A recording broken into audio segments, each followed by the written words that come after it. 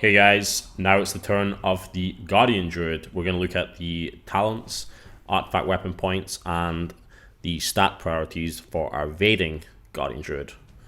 So, without further ado, let's jump into the talents. The first line, you have quite an easy choice here for raiding, to be honest guys. You want to take Bristling Fur.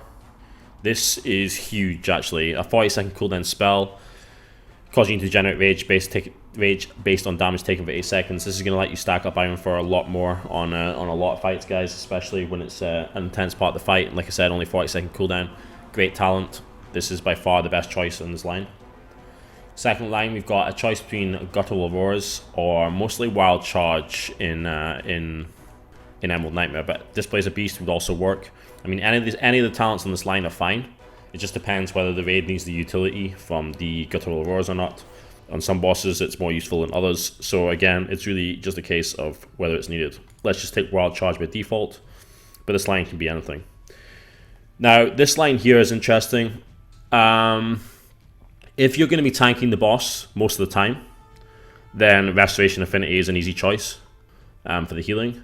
But if there is a boss where you are actually off tanking a lot of the fight in the Emerald Nightmare, then for example, Feral Affinity is a strong option to consider because it is actually a DPS increase to keep up the dots from cat form rather than just sit in bear form the entire time. So basically what you do is you keep up the thrash dot from bear form, and then you keep up the dots of the cat, so the rip and rake.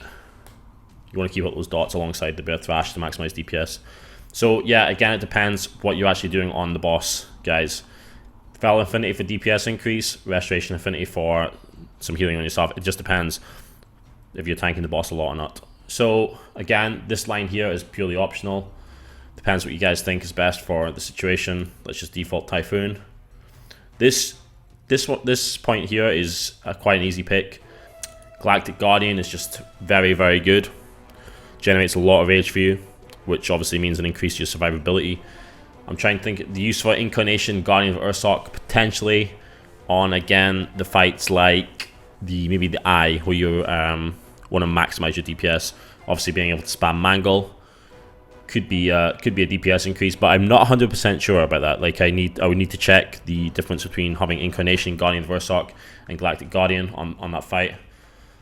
I mean, Galactic Guardian itself, you are doing a large portion of your damage from actual Moonfire, so it would be an interesting check.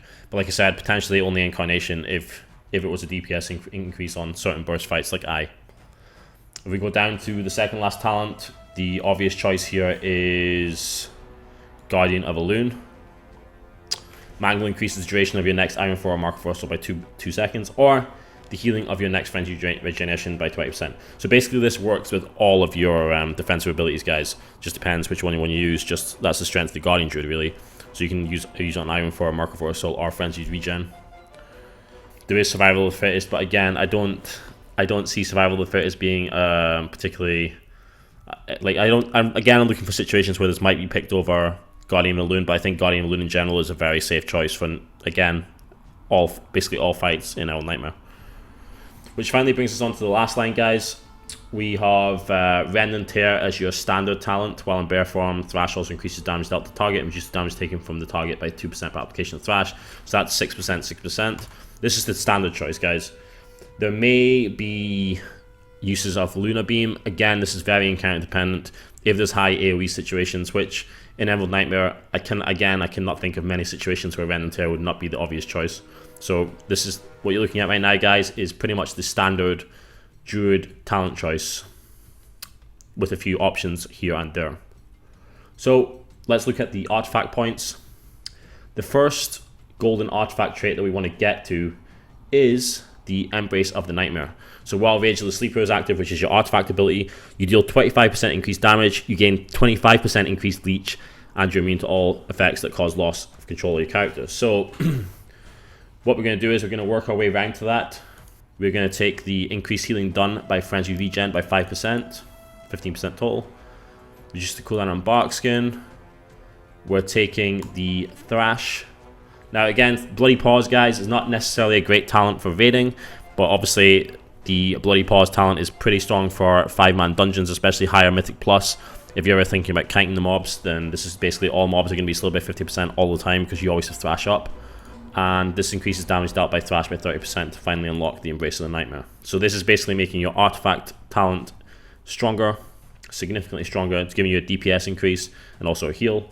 The second trait we're going to work towards is the Adaptive Fur. Taking elemental damage has a chance to grant you 10% damage reduction for 15 seconds against elements that cause you damage. This is going to have a lot of uses in the actual Emerald Nightmare. Hopefully this should see a decent amount of damage reduction on bosses like the dragon, the dragons like Xaviers and such.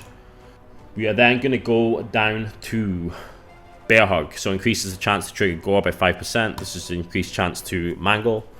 Increases damage dealt by Mangle. The Survival Instincts reduce all damage you take by an additional 3%, 9%. Increases duration of Bark Skin, Iron Fur, and Mark of the Uro Soul by 1.5 seconds. This is a really strong talent. Like it a lot. So actually, if you go back a second, guys. So this is actually kind of looking like what you're going to be entering the Emerald Nightmare with after 3 weeks of talent. So as I said in an earlier video, guys, if you've been checking them out, the estimates at least are that you will have 20 talent points by the time you enter the Emerald Nightmare. 3 weeks of talent points, basically artifact points. So if we continue, we then unlock the final gold, and this leaves us with a few options. We have the increased stamina by 1%. We have the increases the critical strike chance of Maul by 3%, which is obviously quite poor, guys. Stampeding Roar increases your movement speed by an additional 5% per ally hit, up to a maximum of 25%. So this only increases your movement speed, guys, not the raid's movement speed, which makes it a pretty pointless talent, really. The obvious choice then is just to take this, the stamina, followed by the increased critical strike chance, followed by, last of all, Roar of the Crowd, which finishes the artifact talents. Now, if you look at stat priority for the Guardian Druid, as with every tank, guys, Haste is the go-to stat. Reason for this, again, is that it's going to give you more uptime on your survivability spells, such as Iron Fur, Mark of the Uro Soul, and so on, guys. We have Versatility second. We have Mastery third. It was nerfed by about 50% recently, guys. The attack power part has stayed the same, but the healing part has been literally nerfed by 50%, which has actually made the Mastery on Bear much weaker. And finally, at the bottom, guys, you've got Crit.